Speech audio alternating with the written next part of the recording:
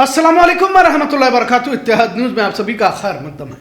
आज बहुत ही अहम मसले पर तबसरा करते हैं क्योंकि बात ही उतनी संजीदा है। दो बातें हैं जिस पर गुफ्तगू जरूरी हो जाती है। बीके हरिप्रसाद का बयान आरएसएस के इजलास को लेकर है, जिस पर संजीदगी से गौर फिक्र करना है और ये जिम्मेदारी रियासती पुलिस, खुफिया एजेंसियां और मुकामी इंटेलिजेंस की है, कहा जाए तो गलत न होगा। बीके हरिप्रसाद ने बेलगाम में जारी आरएसएस की मीटिंग का हवाला देते हुए कहा कि इससे पहले देखा गया कि जब भी आरएसएस की मीटिंग कहीं पर होती है, इससे पहले की गई है, इसके बाद किसी इल्मी दानिश्वर का कत्ल होता देखा गया। अब इस बयान के बाद भाजपा, आरएसएस और कुछ हिंदुत्ववादी तंजीमें बौखला गई है और कह रही कि कांग्रेस जहनी तवाजन खो चुकी है, जिसकी वजह से इस तरह के इल्जामात लगाए जा रहे हैं। बहरहाल भाजपा की जानिब से आरएसएस पर लगाए गए इल्जामात पर पूरी रियासत में प्रेस कॉन्फ्रेंस के जरिए सफाई पेश की जा रही है। वहीं कर्नाटक कांग्रेस ने एसआईआर के अमल के तहत परमानेंट रेसिडेंशियल सर्टिफिकेट को भारत का शहरी होने के लिए काफी है और वो रियासती हुकूमत ही जारी करेगी, जिसकी मुखालफत भी अब भाजपा करी है। खैर, एसआईआर और परमानेंट रेसिडेंशियल सर्टिफिकेट पर आखिर में बात करते हैं। पहले आरएसएस का इजलास जो कल से बेलगाम में शुरू हुआ है और 3 दिन तक ये चलता रहेगा, जिसके लिए आरएसएस के कुल हिंद सदर मोहन भागवत भी बेलगाम में है।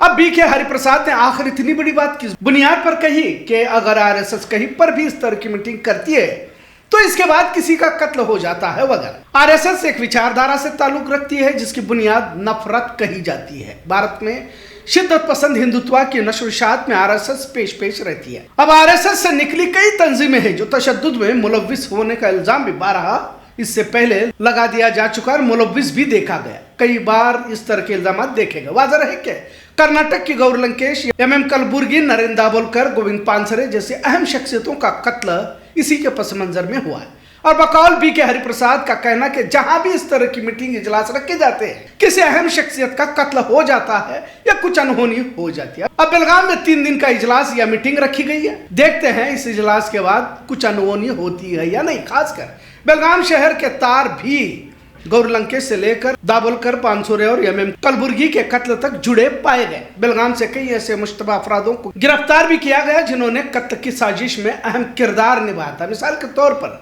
बेलगाम गणेशपुर से सागर लाखे को गिरफ्तार किया गया था। इसके अलावा मरकजी साजिशकार में से एक भरत कुर्ने, जिसका चिखले गांव में फार्म हाउस भी था, वही का रहने वाला था और उसने शूटरों को पनाह और ट्रेनिंग के लिए जगह भी दी थी। डॉक्टर कलबुर्गी के कत्ल के लिए धारवाड़ से जो बजाज डिस्कवर बाइक चोरी की गई थी, उस वारदात को अंजाम देने के बाद बेलगाम में छिपा कर रखा गया था और बाद में वहां से महाराष्ट्र ट्रांसफर किया गया था। कलबुर्गी मर्डर में बाइक चलाने वाला मुलजिम प्रवीण चतुर भी बेलगाम ही का शहरी था। और भी कहानी तवील है, पर लब्बुलबाब यह है कि बेलगाम आरएसएस की सोच और फिक्र रखने वाले मुलजिमीन के लिए पनाहगाह साबित हो चुकी है। तभी तो कांग्रेस के लीडर बीके हरिप्रसाद ने इस बयान को दिया है, क्योंकि तारीख आरएसएस की नीयत से वाकिफ है, जबकि भाजपा उल्टा चोर कोतवाल को डांटे की तरह घुसपैठियों के लिए बेलगाम जन्नत होने की बात कर रहा है। अलग अलग शहरों में घूम फिर कर प्रेस कॉन्फ्रेंस के जरिए कर्नाटक कांग्रेस ने जो मुस्तकिल रिहायशी सर्टिफिकेट देने का फैसला किया है, तो भाजपा को तकलीफ इसलिए हो रही है क्योंकि वैसे भी तो चुनाव जीतने की आदत इन्हें हो चुकी है। बंगाल में 5000 ईवीएम अब हाल ही में जलाए जा चुके हैं। अब तक इसकी किसी तरह की तफसीलात हासिल नहीं हुई है। बंगाल चुनाव को आसानी से जीता।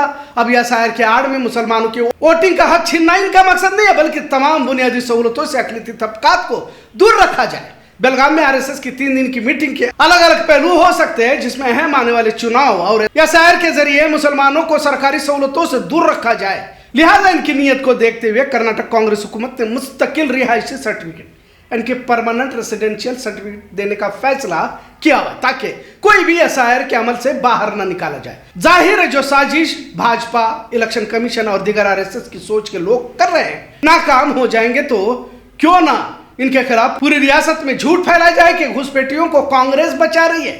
और अब तक तो यही करते आ रहे हैं, जबकि ये इनका पुराना हरभरा है। वजीर आला डीके शिव कुमार ने मरकजी भाजपा हुकूमत की नीयत पर शक करते हुए कहा कि जब तमाम दस्तावेज होते हुए भी कुछ जगहों पर एसआईआर के अमल से बाहर किया जा रहा है, इसका सीधा मतलब यही होता है कि इसके पीछे साजिश हो सकती है। पीआरएस यानी परमानेंट रेसिडेंशियल सर्टिफिकेट अब एक अहम डॉक्यूमेंट बनकर आया हुआ और यह भाजपा की साजिश का तोड़ है। मुस्तकिल रिहायशी सर्टिफिकेट हासिल करने के बाद भारत का शहरी होने के लिए यह दस्तावेज काफी है। अब इस फैसले के बाद भाजपा तिलमिलाना शुरू कर चुकी है। जो भी कर्नाटक में एसआईआर से किसी का भी नाम जानबूझकर निकालना मुश्किल है।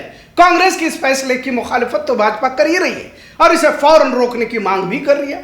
कर्नाटक भाजपा ने मोदी और अमित शाह से मांग की है, जबकि इससे पहले इनकम का सर्टिफिकेट हो, जन्म दाखिला, मरण दाखिला, सभी तरह के दस्तावेज तो जायज थे, पर अब परमानेंट रेसिडेंशियल सर्टिफिकेट नहीं चलेगा का अहम काना एहतजाज किया जा रहा है। आज जिन दो बातों पर तबसरा किया गया, इस पर लम्हे फिक्र जरूरी है। कांग्रेस के रियासती सदर बीके हरिप्रसाद ने बेलगाम शहर और आरएसएस की जहनीत रखने वालों ने कैसे इल्मी दानिश्वरों का कत्ल किया, जिसका बेलगाम से किस तरह से लिंक है, और अब एक बार फिर बेलगाम में ही आरएसएस की 3 दिन की मीटिंग का होना आम आवाम के जहन में एक बार फिर डर जरूर पैदा कर सकता है कि कहीं फिर कोई अनहोनी न हो जाए। बहरहाल अब यह खुफिया एजेंसियों का, पुलिस का काम है कि कितना इन पर नजर रखे हुए। दूसरा, परमानेंट रेसिडेंशियल सर्टिफिकेट देने का कांग्रेस हुकूमत का फैसला इतना जरूर है कि एसआईआर के जरिए जो तमाशा बंगाल बिहार में किया गया और देखने को मिला, कर्नाटक में इस तमाशे को दोहराना आसान नहीं है। इतना जरूर। आज का मौजू कैसा लगा इस पर जरूर कमेंट करें। इत्तेहाद न्यूज़ देखने के लिए शुक्रिया।